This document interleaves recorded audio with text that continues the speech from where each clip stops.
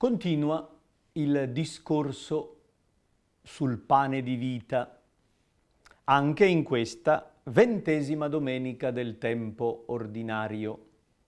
Stiamo seguendo il Vangelo secondo Giovanni e leggendo il capitolo 6. Dopo il segno del pane, l'Evangelista presenta un lungo discorso di Gesù, che può dividersi in due grandi parti. La prima presenta il pane come metafora della parola. La seconda parte presenta il pane come metafora della Eucaristia. Gesù si presenta come il pane della vita, dicendo anzitutto di essere la parola di Dio che nutre la sapienza fatta carne, che dà senso e forza alla vita. Nella seconda parte dice che concretamente il pane consacrato nel sacramento della Eucaristia è il corpo e il sangue del Signore, è la sua stessa umanità che viene mangiata sacramentalmente. Il discorso per noi è abituale, quindi non sentiamo più la stranezza, ma per i primi ascoltatori doveva essere qualche cosa di strano e provocatorio. Gesù dice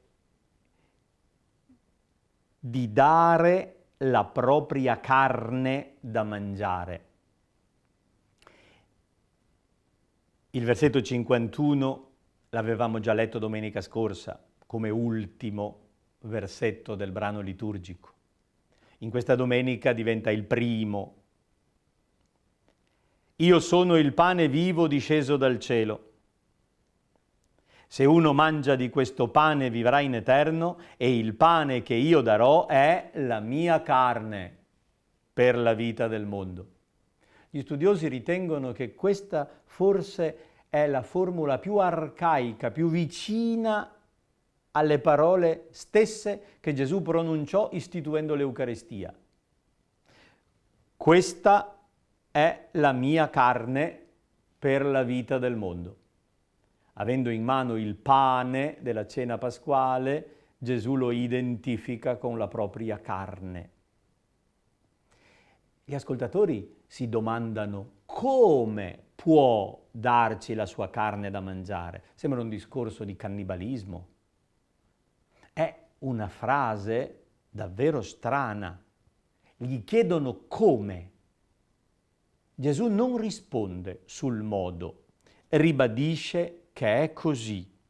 Se non mangiate la carne, se non bevete il sangue del Figlio dell'uomo, non avete in voi la vita. Prendere o lasciare.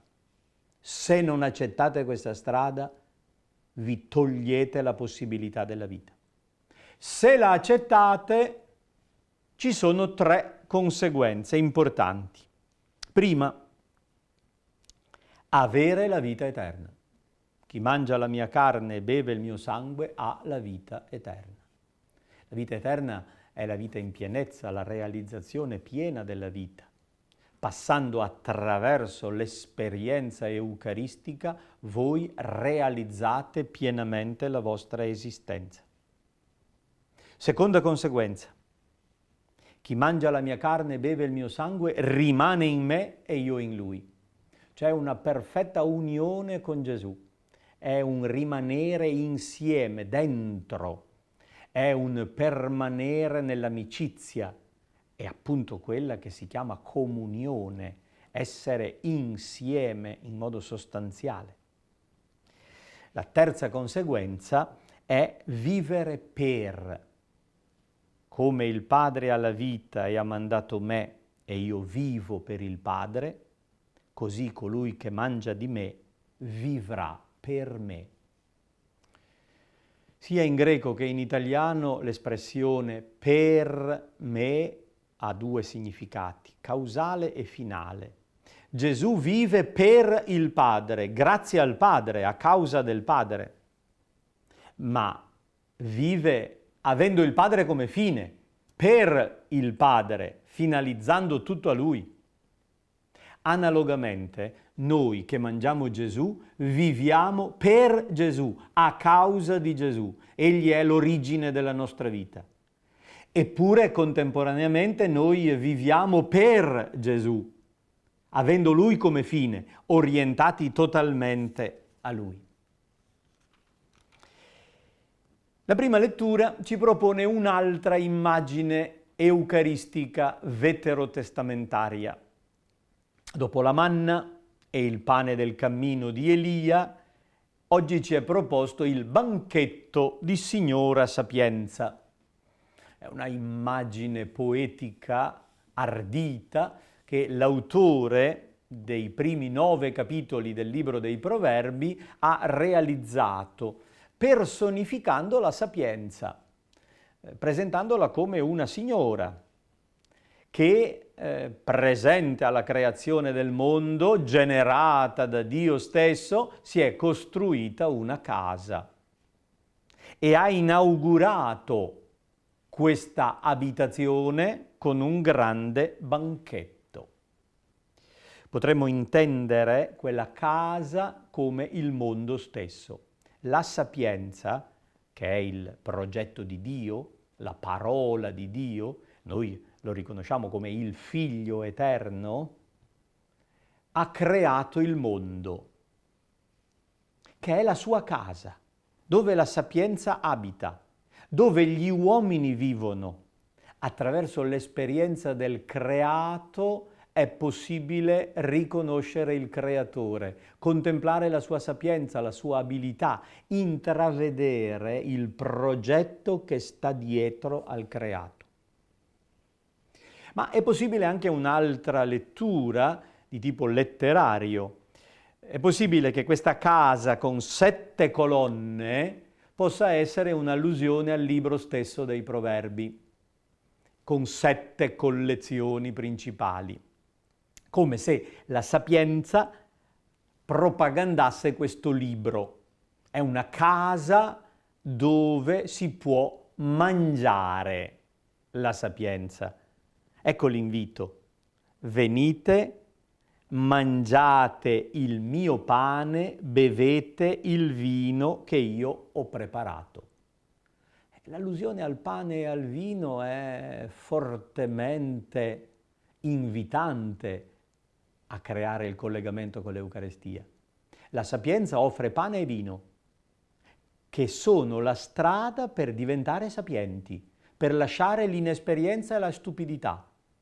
Venite nella casa della sapienza, leggete la Sacra Scrittura, guardate il mondo che è la casa della sapienza, fate la comunione con il corpo e il sangue di Cristo per diventare veramente sapienti.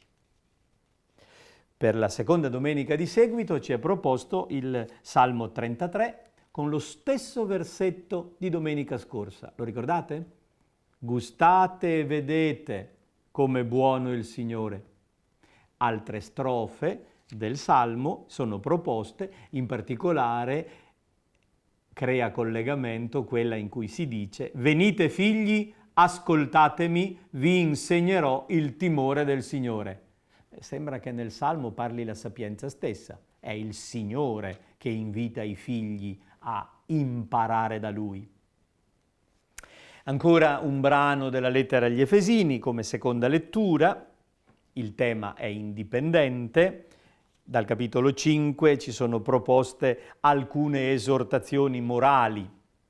Fate attenzione al vostro modo di vivere, non vivete da stupidi ma da saggi, facendo buon uso del tempo che avete. I giorni sono cattivi, ma voi fatevi furbi. Si può creare il collegamento con la sapienza. Anche l'Apostolo invita i cristiani a vivere da saggi. Fare la comunione, mangiare il corpo di Cristo, significa diventare sapienti, imparare a vivere, saper vivere è il frutto della comunione.